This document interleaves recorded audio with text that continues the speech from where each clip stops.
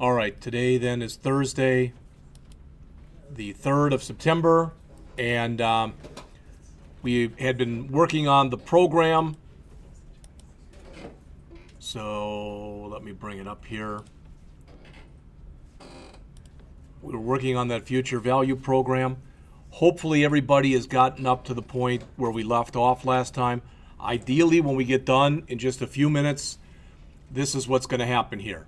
All right, you put in a monthly investment that's some number between 50.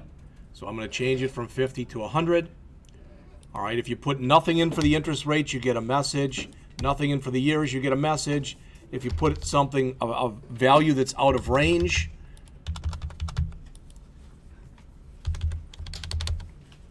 you get messages. All right, and as long as what you put in looks okay, and you press calculate, you get a value in there. When you clear, these should all be cleared off, and this should convert or revert back to 50. And you can see it does. All right? Now, the magic, so to speak, to make that stuff happen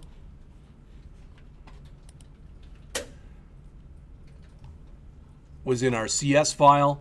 And I believe last time, and I can put this back up there, but I believe last time we all put this in. Is that correct? That's what filled in the drop-down list for us? Yeah. All right. And I don't have that. I don't know where my, well, let's not worry about it. All right, so we did the clear button too, correct. All right, so what we had left was our calculate button, which is here, and the calculate button calls the calculate future value routine. So let me put this up there because that's the code that should go in your calculate button. So I'll give you a couple minutes to key that in. You're going to get an error when you first key it in because you're calling the function that's right underneath it. Does that make sense to everybody? Because you're right here, you're calling calculate future value, which you don't declare until down here. And that's all right. So just go ahead and start typing that in if you would, please.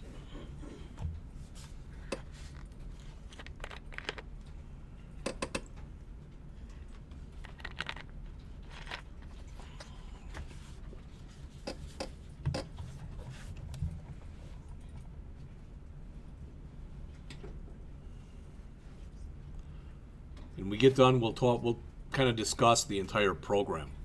All right.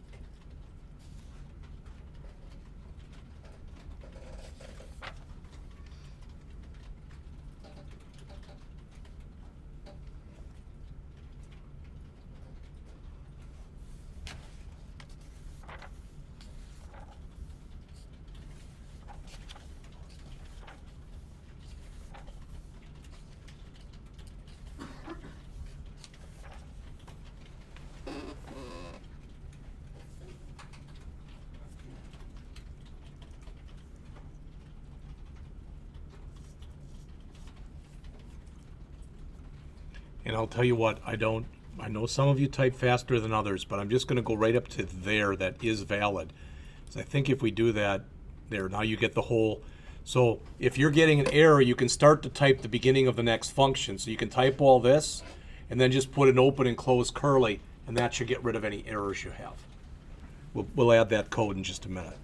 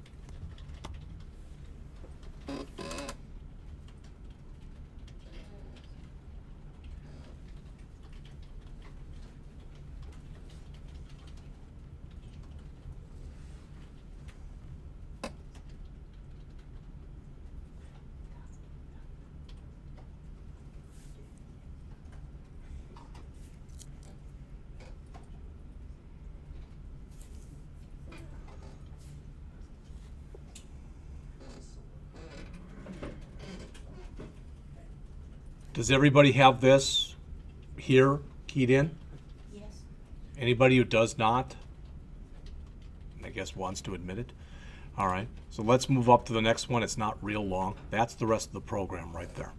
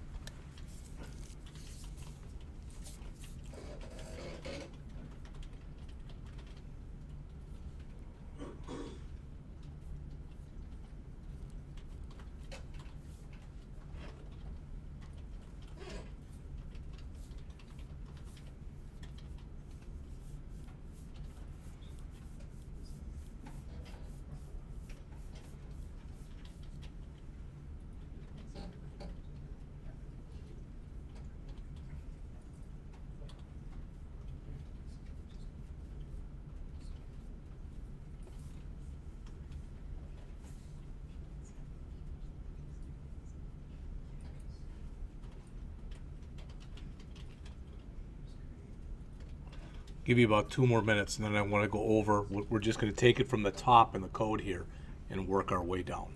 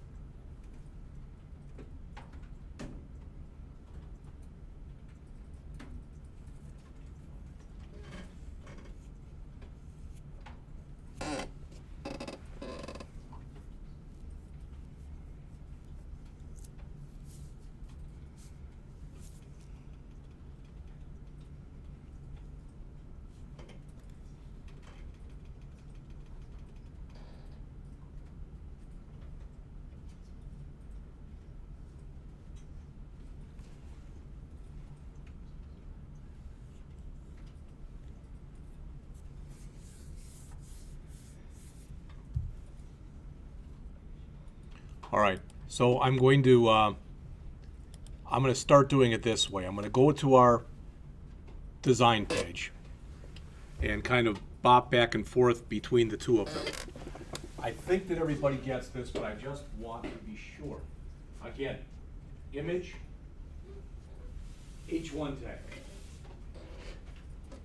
regular label, all right, ASP text box.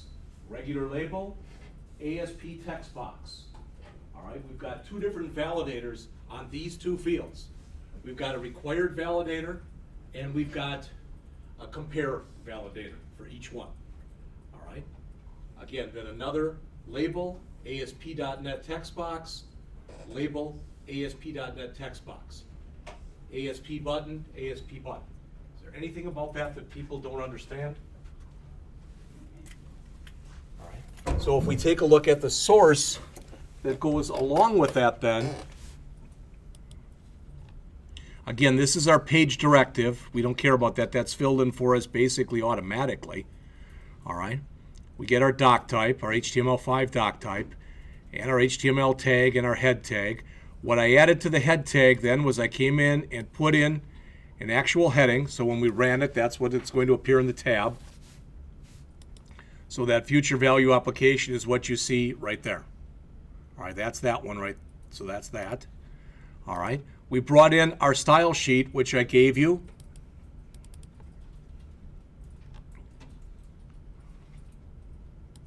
Oops. Okay, and then we came in here. The first thing we said was we were going to have a header tag. Inside of that header tag would be a div of class header. Since it's a div of class header, we can come over to our style sheet and look in here, and oh look, there's header image, and there's our header H1 tag. So that's all the, quote, built-in, unquote, type of formatting that we've done to everything in our header element via our CSS. All right. We told it to float, the image to float left, and we told it the height and width. For our header 1, this is just a little hack, for lack of better words. I used relative positioning and just tried to set it up so that it was somewhat symmetrical, somewhat even with the actual image. All right. All right. Then came our section, and basically everything that's left was in our section. Okay. And as I said, you don't have to do this. But the reason I separate all this stuff into multiple lines is so hopefully it makes a little bit more sense for you as you're looking at it on the screen. So first I just put in a bunch of line break tags. All right. And then as we mentioned, all right, label ASP.NET text box, label ASP.NET text box, label ASP.NET text box, label ASP.NET text box. All right. And these 2 controls right here both have required field validators and compare validators. And that's what you see if you look in the source. All right, so first we have the drop-down list. There's the label that said monthly investment. There's our drop-down list. And again, we are filling that drop-down list up, and we are filling it up in code. And there's a reason for that, and I'll go over that in just a minute. Maybe you remember this from last year, maybe you don't. What we could have done there is we could have come in here, and where we've got the drop-down list, we could have clicked the smart tag, clicked edit items, and filled it manually that way. There's a reason we didn't do that. And we'll talk about that reason in just a minute. But it would be physically possible to do that. That's not what we want to do. All right, but you could physically possibly do that. All right. Remember that every ASP.NET server control must have an ID and it must have a run at. We're also saying for this drop-down list, we wanted CSS class to be entry. So we go back to our styles and we come through here and we look for entry. There it is. So it's got a margin left and a margin bottom setting and a width setting. Okay.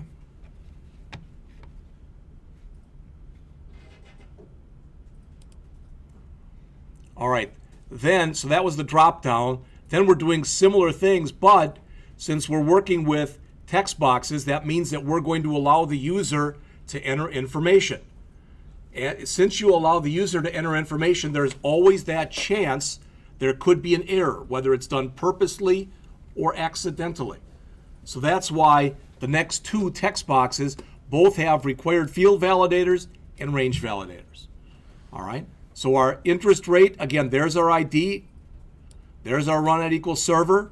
Our class is, again, entry.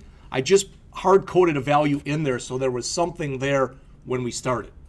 All right, and that 10 that you see that's in gray right now, that just means that's the 10 that you see right here. We didn't have to do that.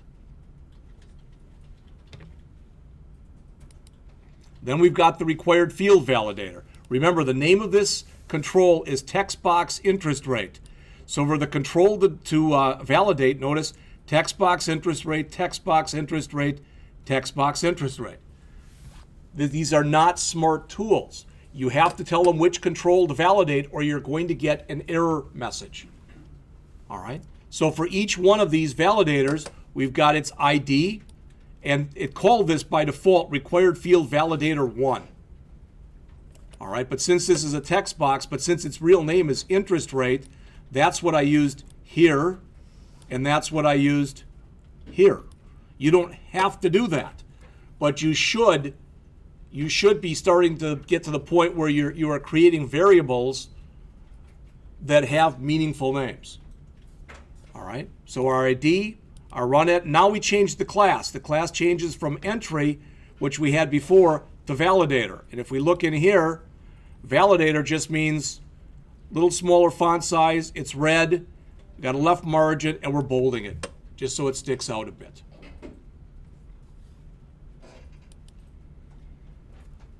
And again, our control to validate, and I think I mentioned this before, that display equal dynamic, that basically says don't put aside any extra room for this unless you actually are going to use it.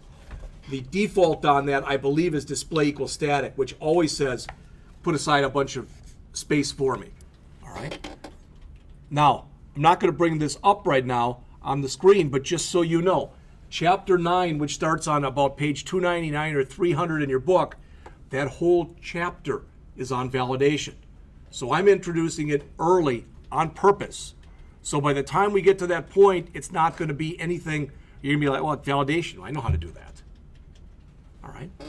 So we've got an ID on this one and an ID on this one, a run at and a run at, a CSS class and a CSS class. Our error message saying either the rate is required or it must be between 0 and 100. Our control to validate. Our display. And where this one differs is if it's a range validator, I have to tell it the minimum and the maximum and what type of variable the range is. I said this the other day, but I want everybody to hear it again, and that is the order in which you put this stuff doesn't matter. The system could care less. Not only that, if I wanted to, I could literally come out and everything that I'm setting here, I could set it in my properties window right here. So I could set everything in there if I wanted to. There's our control to validate. Okay, look at the advantage you get of doing it that way. It shows you the available controls. You don't have to type it in. You type in control to validate equal, or you just go to the property, click the drop down. All right, if that's easier for you, then do it that way. Doesn't matter, you're getting the same result. But do you want to pick out a value from the properties window, or do you want to hard code it in yourself? Same thing with this maximum value. If I change this from 100 to 1,000 and I move off, see how it automatically changed? All right. So it doesn't matter which way you do this.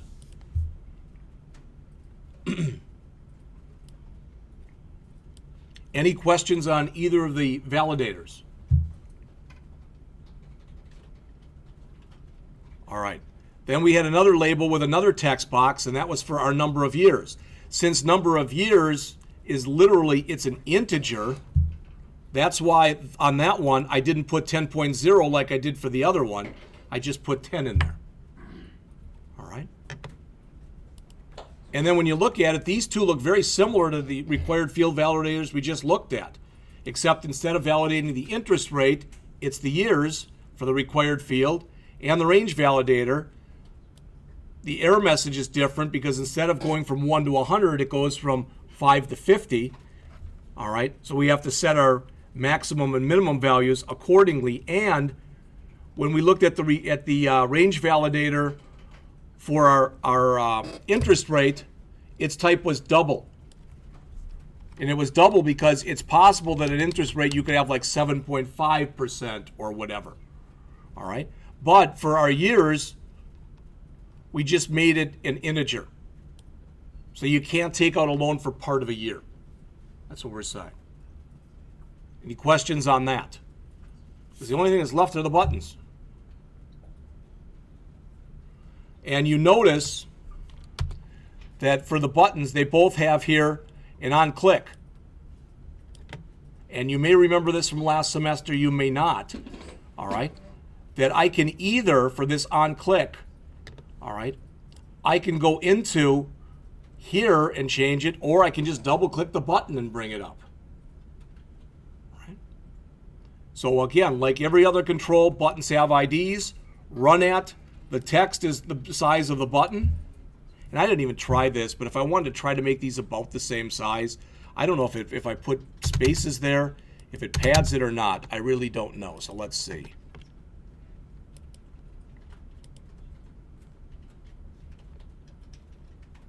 Of course, it would have been nice to take a before picture, but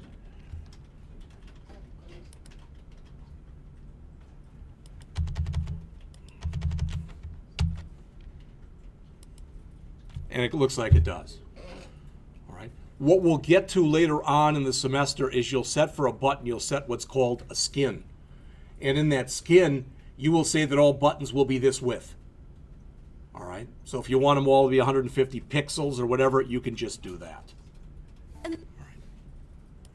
All right. So I'm asking now, are there any questions on either this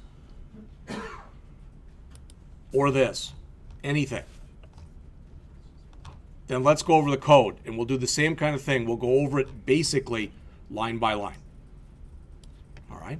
These things that are in here right now, again, everybody who's in this room either has already had advanced Java or is in advanced Java. All right. So you know from Java where you have those import statements, this is kind of the equivalent of C#'s import statement. And again, if maybe I misspoke, and maybe there are one or two of you that haven't had Java, but what this says is there are a whole bunch of libraries that exist on the system that have different methods that you can use. By putting this in there, let's suppose, and I'm making this up, but let's suppose that this, if I went over here, that it had a method that was called hello. All right. Now I can invoke that method directly. I can say protected void hello. If I didn't put a using statement in here, then I'd have to say, instead of protected void hello, I'd have to say protected void system.collections.generic .hello. So you use these for two reasons. All right. One is simplicity, and the other one is it now gives you all that information that's in there. These are basically libraries. All right. They also go by namespaces. All right. The whole thing on here says public partial class underscore default colon system.web.ui.page. That whole thing that you see that's in gray here. First of all, just so you know, in Java, if you remember, the word that we use for inheritance is extends. Here, if you want to use inheritance, it's a colon. So what that means is this partial class that's named underscore default inherits from system.web.ui.page. Any web page that you create automatically inherits, unless you tell it otherwise, from system.web.ui.page. If I build another page based off of this one, it could inherit off this one, but that would still inherit off of system.web.ui.page. All right? And it's kind of a little bit, for lack of better words, it's possible when you create these, you can have your classes in different types of files, and that's why it says partial class. We don't have to worry about it. All right? And the default name that they give is just underscore default. We don't have to worry about that either. All right? You'll notice that this is public, which means that this is accessible from anywhere in the class and from any other class. All right? You see a bunch of other stuff underneath it that says protected. Protected stuff cannot be referenced directly from outside of the class. But anything that's protected can be changed either in here or by any child of anything that's in here. All right? So let's move down to the page load. And we're gonna have a whole chapter that's gonna talk about this, and it's coming up fairly soon. But literally what that's saying is when the page is loaded into memory, this is what you want to have fired. All right, and you notice it has two things, object center and event args E. All right, the sender, 9 times out of 10, maybe 199 times out of 100, you don't have to worry about it. All right, it's what's sending it. Typically, it's the system reacting to something you've done. All right, the event args, probably about 90% of the time you won't worry about that. When will you worry about it? Well, what if you were doing something with your mouse and you needed mouse coordinates? All right, that's when you'd use those event args. All right, so basically for anything that we're doing in here, you don't have to worry about it. It's a necessary evil, for lack of better words.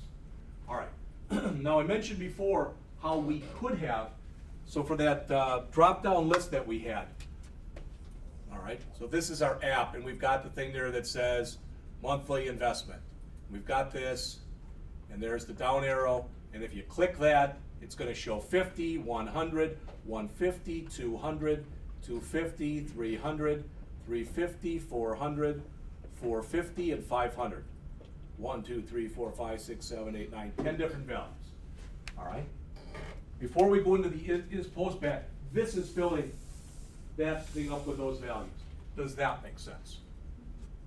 All right.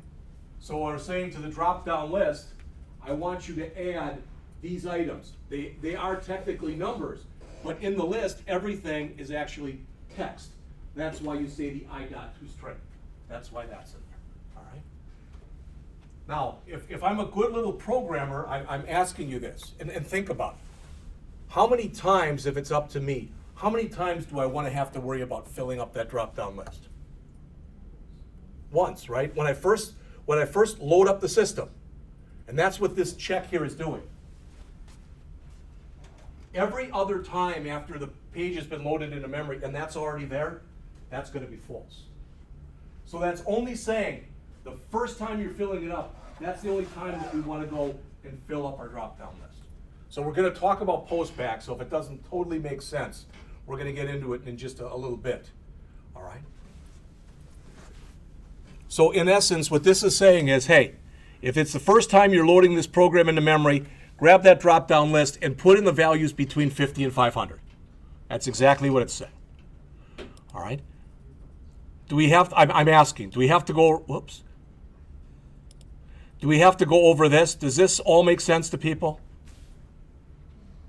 Okay? That's just literally is our clear routine.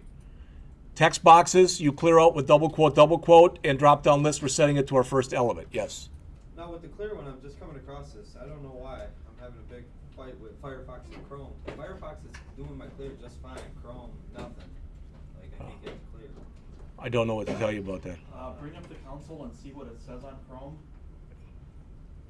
Would be my first. Yeah, hit F12 and start debugging it from there, but I don't know. Okay.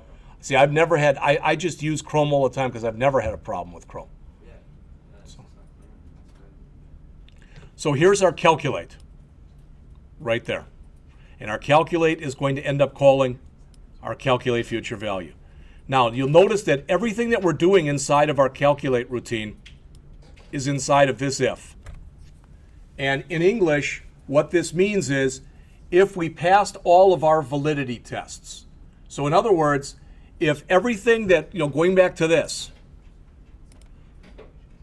it means there was a value here and a value there and a value there, and they were all acceptable values. Well, this one has to be because it's automatically filled up with 50 to 500. This one has to be a number, and it has to be between, what did we say, 1 and 100 or whatever it was. And the years was 5 and 50. So if it is valid, we met all those tests. Does that make sense? All right.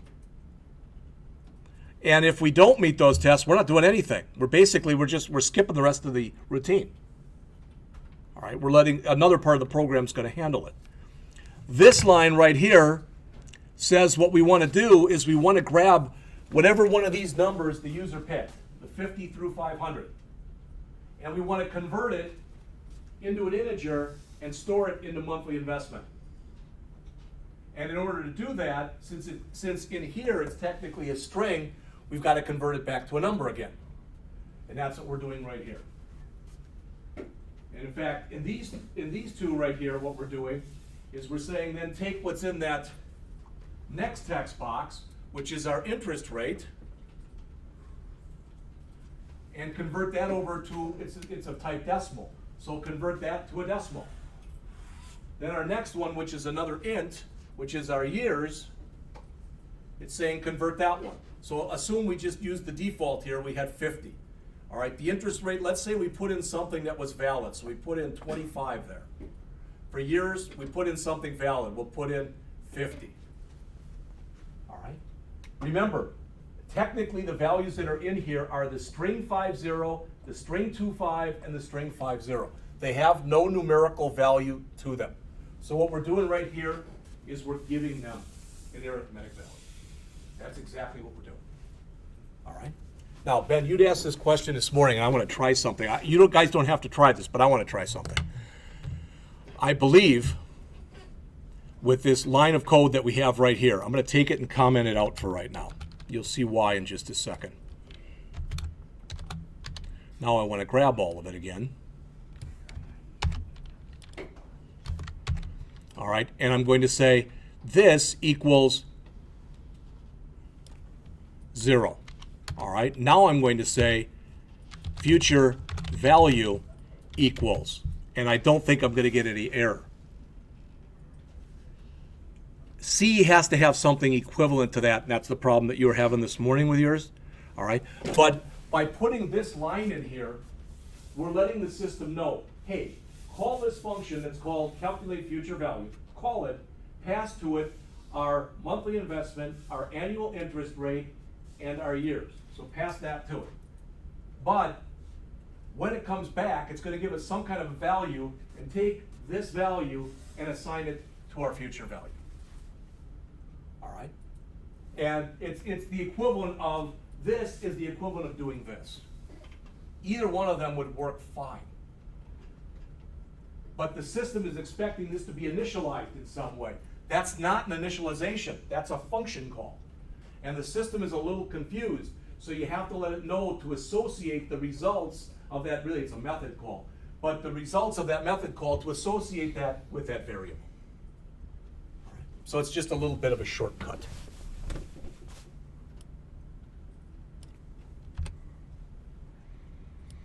So right here, I'm play computer. We've declared and initialized 3 variables right there. Then we're declaring another variable, and we're saying, give up control because I want you to call calculate future value. And calculate future value is going to accept an int followed by a decimal followed by an int. So if we go into here, an int followed by a decimal followed by an int. And you know this, or you should know this by now, everybody in here. These in here, these things that you see right there in gray, those are called actual parameters. Those names have to map up with these names in here, or you're going to get an error. These names down here, these are called formal parameters. In this case, they have the same exact name. If I wanted to, I could have called them MI, AIR for annual interest rate, and Y, and then changed all these, and it would have worked just fine. Sometimes people like to, if they know they're only calling it once like this, they like to make sure that the names here are exactly the names here. And if that's the way that works best for you, then do that. Other people are like, man, if I'm going to be using this all over the place, I want to do as little typing as possible. All right? So I see both schools of thought. You have to use whatever makes the most sense to you for you. All right? All right. So we come into this routine here. And again, the other routine didn't return anything, so we got void as the return type. This one returns a decimal. So if I say to you, if Ben comes in and says, I bought a new car, and we start talking about it, so he says he took out a loan. And I say, really, how long? He says 5 years. He's probably not going to say 60 months. I've given this example before. I always find that hilarious.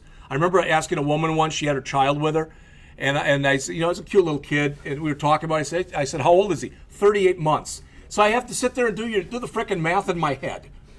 I mean, he's 3 years. You can stop with the months, as far as I'm concerned, maybe when you're 2. But once it's like when somebody asks me, well, let's see. Pretty soon I'm going to be 708 months. All right? Yeah, I don't think so. All right? But this is what we're doing here. Because the formula was actually expecting us to be working with months. All right? Or in here. We could have said, and I want to show you this, and if everybody, please look at this, whether you're talking or whether you're not paying attention, this is one of these things that you have to start to understand.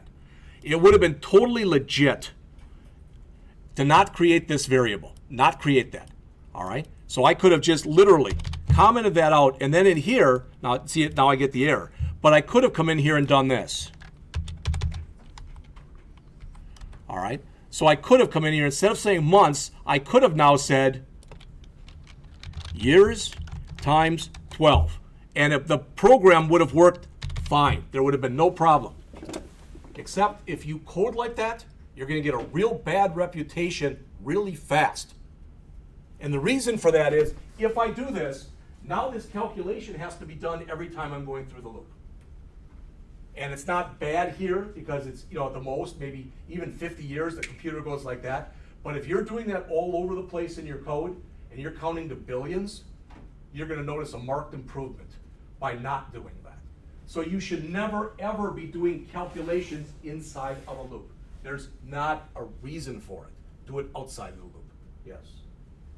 I agree, but I want to add the comment, you don't know what this is going to get used for in the future. A lot of the work that I have been paid to do, fixing slow websites, has related to people doing things like this with PHP when a query returns 20 records instead of building all the logic into the query. Yeah. There's so many times where something that looks sloppy and it's not going to save you, it's not going to cost much time. Yes. It costs much time when you've got 50,000 records. I don't disagree at all, but I'm saying it this way.